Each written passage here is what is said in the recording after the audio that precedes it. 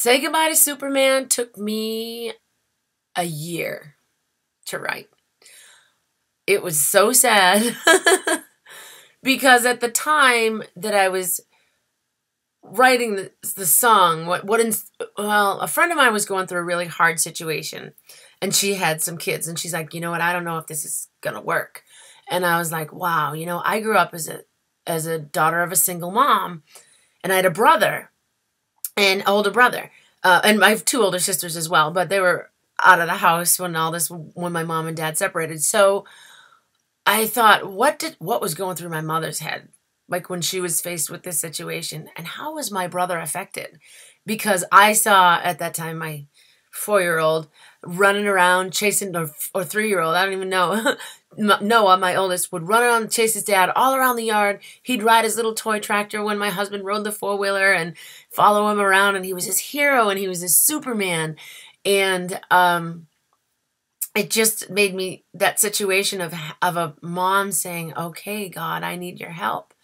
I need your help so I can tell our child that Superman is not Superman. And what's going to happen? How can I be there for him when he realizes he's just a person? He's just a man who gave into his kryptonite. He just couldn't change, wouldn't make things happen. And so anyways, it's just a very vulnerable song, and it was really sad because, I'm going to ruin it for you, just so you know. I'm going to ruin it if you haven't heard the song. But in the middle of the song, it says, Lord, I need your strength to help me make it through, because the man who was a Superman was my superhero too. And I say that because in my mother's entire life, the one man she ever loved to this day, is probably too much information, is my dad.